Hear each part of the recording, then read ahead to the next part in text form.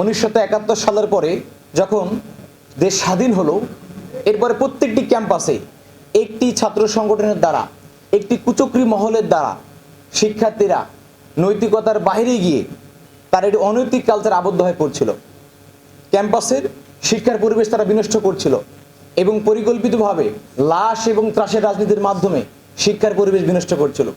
ঠিক সেই সময়ে জাতির ঐতিহাসিক প্রয়োজনে 1977 ইসলামী ছাত্র শিবির তার যাত্রা শুরু করে। এই যাত্রা শুরু করা থেকে ইসলামী ছাত্র শিবির আহ্বান করে গেছে শিক্ষার্থীদেরকে সুপথের দিকে। সে আহ্বানে সাড়া দিয়ে যখন একদল শিক্ষার্থী সৎ, দক্ষ, দেশপ্রেমিক হয়ে ন্যায় এবং ইনসাফ ভিত্তিক সমাজ তৈরি করার জন্য শপথ নিচ্ছিল, অঙ্গীকারাবদ্ধ হচ্ছিল, ঠিক সেই মুহূর্তে থেকেই ইসলামী ছাত্র শিবিরকে নিশ্চিহ্ন করার জন্য একটি ইসলাম বিদ্বেষী, একটি আধিপত্যবাদের দোসররা পরিকল্পিতভাবে আমাদের উপর জুলুম চালাতে শুরু করে। সেই জুলুম বিগত 48 বছরে এখনো বন্ধ হয় নাই। সেই জুলুম এখনো চলমান রয়েছে। প্রত্যেকটি ক্যাম্পাসে, বাড়িতে বাড়িতে, আবাসনগুলোতে আমাদের উপরে পরিকল্পিত হামলা চালানো হয়েছে। স্কুল থেকে শুরু করে বিশ্ববিদ্যালয় এবং বিশ্ববিদ্যালয় পরবর্তী জীবনে ছাত্র শিবিরদের উপর তারা হামলা চালিয়েছে।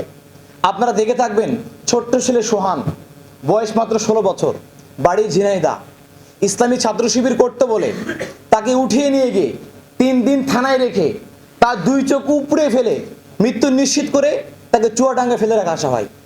3 দিন পরে তার পরিবার তার লাশকে খুঁজে পায়। সে ছেলেটি ক্লাস 9-এ মাত্র পড়াশোনা করত। জাহাঙ্গীরনগর বিশ্ববিদ্যালয়ে প্রথম বর্ষের শিক্ষার্থী কামরুল ইসলাম ভাই, তিনি মসজিদে নামাজ পড়েছেন এবং শিবিরের পকেটে ডায়েরি রেখেছেন। এই অপরাধে ছাত্রলীগের কর্মীরা, ছাত্রদলের কর্মীরা সহ তাদেরকে ধরে নিয়ে গিয়ে পরিকল্পিতভাবে হত্যা করা হয়। রাত ভর হলের মধ্যে নির্যাতন চালিয়ে সকালবেলা তারা আমাদেরকে লাশ উপহার দেয়, শহীদ কামরুল ভাইয়ের লাশ, যিনি মাত্র প্রথম বর্ষে পড়াশোনা করতেন। চট্টগ্রাম বিশ্ববিদ্যালয়ে মৃত্তিকা বিজ্ঞান বিভাগের মেধাবী শিক্ষার্থী মামুন হোসেন ভাই, তিনি তার নিজ হলে, শাহ আমানত হলের সামনে তাকে ছাত্রলীগ 14 সালে জবাই করে হত্যা করে। প্রকাশ্যে শিক্ষার্থীরা দেখেছেন, শিক্ষকরা দেখেছেন, পুলিশ দেখেছেন, কোনো প্রতিকার তারা করতে পারেন নাই।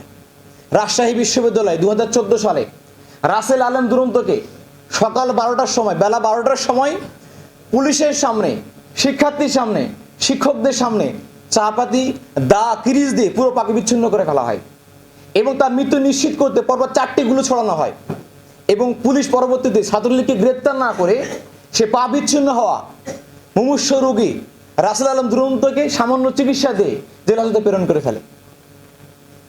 আপনি চিন্তা করতে পারবেন না কি অসহনীয়, কি জুলুমের অধ্যায় ইসলামী ছাত্র শিবির পার করে যাচ্ছে বিগত 48 বছরে।